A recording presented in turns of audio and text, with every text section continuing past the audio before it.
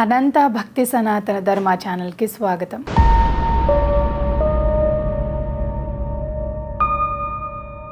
ఓం శ్రీ గణేశాయ నమః. ఓం శ్రీ సరస్వత్యై నమః. ఓం శ్రీ గురుభ్యో నమః. శ్రీ గణేశ పురాణం వ్యాస ప్రశ్న వర్ణనం అనే 10వ అధ్యాయము. భృగు మహర్షి ఇలా చెప్పనారంభించాడు. ఓ రాజా, పరాశర మహర్షి తనయుడు, సాక్షాత్ నారాయణి అంశతో జన్మించినవాడు అయిన కృష్ణ ద్వైపాయనుడు అని పిలువబడే వ్యాస మహర్షికి తాను విభాగించిన వేదముల యొక్క అర్థం స్ఫురించటం మానేసింది. స్తబ్దత తనను ఆవరించింది.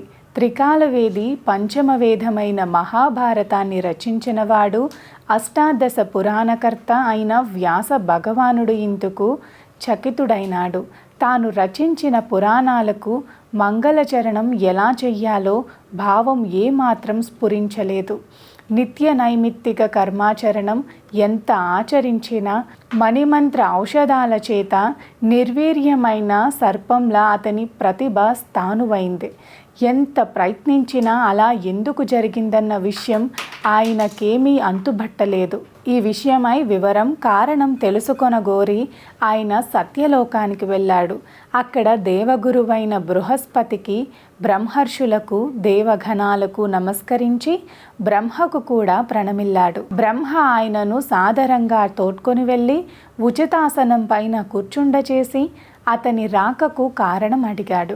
ఆ చతురాస్యుని పాదపద్మాలకు భక్తితో నమస్కరించి వినమ్రుడై బ్రహ్మనిలా ప్రశ్నించాడు. ఓ కమలాసన, వేదాలకు అర్థం గ్రహించలేని కలియుగ జీవులు జ్ఞానశూన్యులై ఆచార విహీనులై ఉన్న దుస్థితి చూసి ఎంతో దిగులు చెంది నేను వేదాలకు వ్యాఖ్యానంగా పురాణాలు విరచించి ప్రతి ఆశ్రమంలోనూ పాటించవలసిన విధి నిషేధాలను సులభబోధకంగా ఉండేలా చెయ్యాలని పూనుకున్నాను. కానీ ఆశ్చర్యకరమైన విషయం ఏమిటంటే నాకు భావస్ఫూర్తి వ్యక్తీకరణల విషయంలో స్తబ్దత ఏర్పడింది. దీనికి కారణం ఏమిటో నాకే మాత్రం అంతుపట్టడం లేదు. సర్వజ్ఞుడు అయిన ఓ పరమేష్టి, నీవు దయతో నాకు కలిగిన ఈ స్తబ్దత పోయి తిరిగి కార్యసాఫల్యం కలిగే మార్గం ఉపదేశించవలసింది అంటూ ప్రార్థించాడు. ఆ తరువాత జరిగిన సంభాషణను సూత మహర్షి ఇలా చెప్పసాగాడు. ఓ ఋషులారా, ఇలా బ్రహ్మను వ్యాసమునీంద్రుడు ప్రార్థించగా ఆ చతుర్ముఖుడు వినమ్రుడై ఉన్న వ్యాసుని వంక చూస్తూ చిరునవ్వుతో ఆసీహిపూర్వకంగా ఇలా అన్నాడు. ఓ కృష్ణద్వైపాయన మహర్షి, ఏదైనా కర్మని నిర్వహించటానికి పూనుకునే ముందుగానే దానిలోని సాధక బాధకాలను, మంచి చెడులను విచారించే మొదలుపెట్టాలి. అలా యోచించక చేసే పనులు విపరీత ఫలితాన్నిస్తాయి. ఏ కర్మనైనా ఆచరించేటప్పుడు రుజుబుద్ధిలోనూ యుక్తితోనూ కార్యసాధనకు కృషి చెయ్యాలి. నేను చేస్తున్నానన్న గర్వం కానీ, ఇతరులతో పోటీ పడాలన్న మత్సర బుద్ధితో కానీ చెయ్యటానికే గనుక ప్రయత్నిస్తే అందుకు ప్రతికూల పరిస్థితులు ఏర్పడతాయి. ఇందుకు పక్షీంద్రుడైన గర్వంతుడే ఒక ఉదాహరణ. బలగర్వం వల్లనే చెడి చివరకు భగవానుని దయచేత విష్ణువాహనత్వం పొందాడు. ఇక పినతండ్రి పిల్లలైన పాండవులు పైగల మాశ్చర్యంతో దుర్యోధనుడు కురువంశ నాశనానికే కారణమైనాడు. మాత్సరము వలనే జమదగ్నిసుతుడైన పరశురాముడు రాజులపై దండెత్తి క్షాత్రవ తేజమునంతటిని నశింపచేశాడు.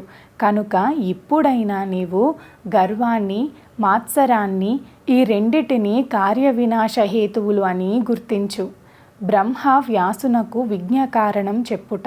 ఓ వ్యాసమునీంద్ర, నీవు నీ వేదావిభాగ కార్యారంభంలో సకల సృష్టికి ఆద్యుడు, సర్వ కార్యములకు కర్త అయినవాడు, సృష్టి స్థితి లయాలకు బాధ్యుడు, త్రిమూర్తులమైన నాచే, శివునిచే, విష్ణువు చేతను ప్రణవ స్వరూపంగా ధ్యానించబడేవాడు, ఇంద్రాది దేవతల చేత అష్టదిక్పాలకులు ఎవరి ఆజ్ఞకు వసులై వర్ధిస్తున్నారో అట్టి వానిని భక్తులకు కార్యసాఫల్యతను వనగూర్చేవాడు, ఆ భక్తులకు విఘ్నాలనే చీకట్లతో కన్ను కనబడనీయని విఘ్నకారుడు, అయిన ఆ గజాననుని నీవు స్వవిద్యామద గర్వం చేత పూజించుట స్మరించుట చెయ్యలేదు.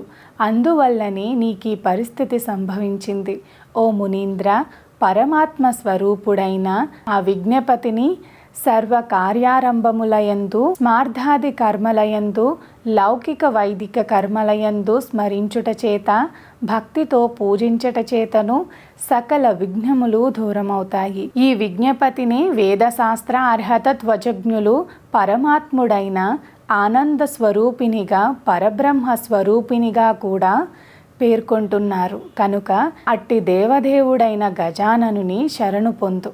ఆ మహానుభావుడు గనుక ప్రసన్నుడైతే నీ వాంఛ పరిపూర్తి చేస్తాడు.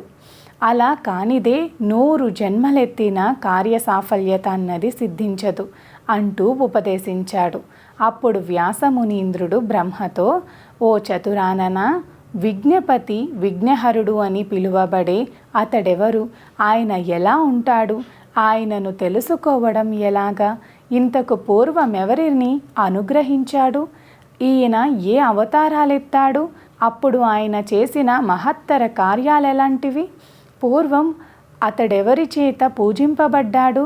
ఏ కార్యములలో స్మరించబడ్డాడు? ఈ వృత్తాంతానంతటినీ అశాంతితో వ్యాఖ్యుల చిత్తుడవైన నాకు దయతో విస్తరించి చెప్పుము అంటూ ప్రార్థించాడు. ఇది శ్రీ గణేశ పురాణం ఉపాసనా ఖండంలోని వ్యాస ప్రశ్న వర్ణనం అనే 10వ అధ్యాయం. సర్వే జనా సుఖినో భవంతు, లోకా సమస్త సుఖినో భవంతు. గోవులను సేవించండి, గోవులను రక్షించండి. ప్రకృతిని కాపాడటం మన ధర్మం. ప్రకృతిని కాపాడండి, ఒక్క మొక్కైనా నాటండి. మా అనంత భక్తి సనాతన ధర్మ ఛానల్ని తప్పకుండా సబ్స్క్రైబ్ చేసుకోండి. మీ ఫ్రెండ్స్ అండ్ ఫ్యామిలీ మెంబర్స్కి వీడియోని తప్పకుండా షేర్ చేయండి. నమస్కారం.